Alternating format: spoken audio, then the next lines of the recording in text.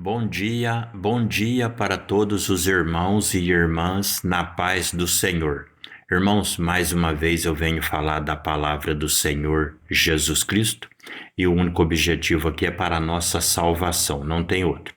Venho lembrar os irmãos que Jesus, ele é a serpente. Jesus, ele é os 10 mandamentos.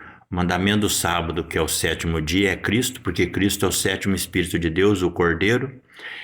E os outros 9 mandamentos é a doutrina do Cordeiro.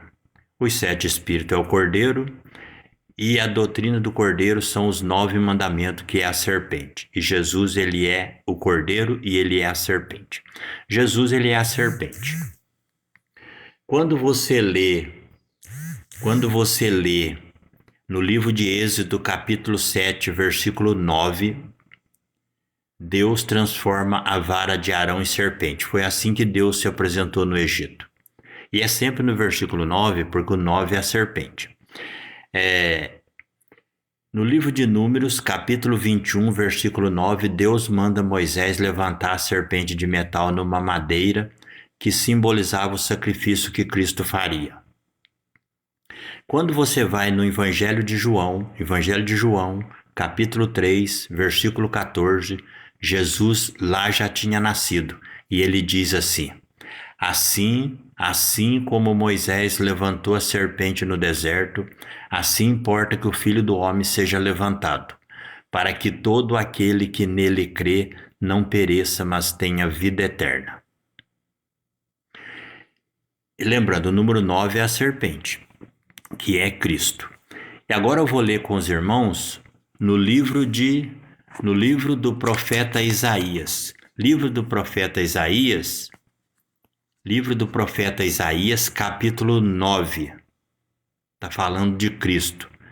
A epígrafe do texto aqui fala o príncipe da paz. Olha o que diz no livro do profeta Isaías, capítulo 9, versículo 6. Está falando sobre o príncipe da paz, que é Jesus. E diz assim, ó: Porque um menino nos nasceu, um filho se nos deu, e o principado está sobre os seus ombros. E se chamará o seu nome maravilhoso, Conselheiro, Deus forte, Pai da eternidade e Príncipe da paz. Esse é Jesus Cristo, a serpente. Quando você vai no livro de Zacarias. Quando você vai no livro do profeta Zacarias, capítulo 9, versículo 9. Zacarias, capítulo 9, versículo 9, fala da vinda do Messias. Por que é no 9? Porque o 9 é a serpente, que é Cristo. E olha o que diz assim, ó.